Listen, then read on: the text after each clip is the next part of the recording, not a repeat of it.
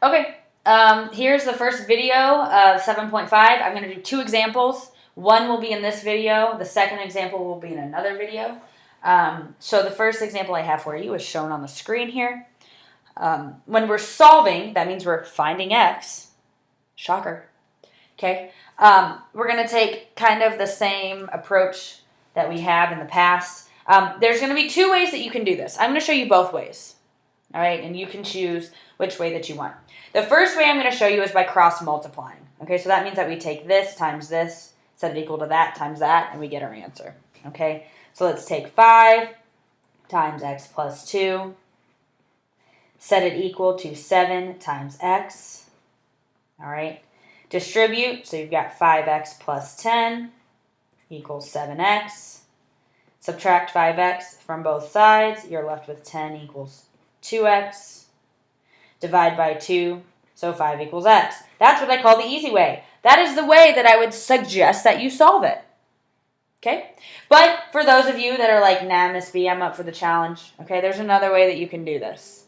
All right, the first thing that you need to understand, all right, let's say that you had like x over 3 is equal to 2 over 3. Okay, most of you were like, oh, well, x has to be 2, right? The denominators are the same. So then you just set the numerators equal to another. So then you're left with x equals 2. Right, I hope this makes sense. So we're going to use the same approach here. We're going to create the same denominator. And then we're going to set the numerators equal to one another. In order to find the denominators that are the same, you need to find the least common denominator. Okay, so that's when we go to this denominator, we factor it. It's already factored. Okay, so we need an x. This one's already factored. We need an x plus 2. Great. There's our least common denominator here. Okay. So now we go back to our original problem, which is 5 over x. Set it equal to 7 over x plus 2. And we ask ourselves, well, what is this fraction missing in its denominator from the least common denominator? It's missing an x plus 2. So we need to multiply by x plus 2 over x plus 2. Okay. Here we've got an x plus 2 in the denominator, so we're missing the x part. We need to multiply both by an x. When we do this, we can now multiply across. So we've got 5 times x plus 2 over x plus 2 times x. Set it equal to 7 times x, which is 7x. Divided by x times x plus 2. Again, it doesn't matter if you put the x first or the x plus 2 first. You can choose. Alrighty.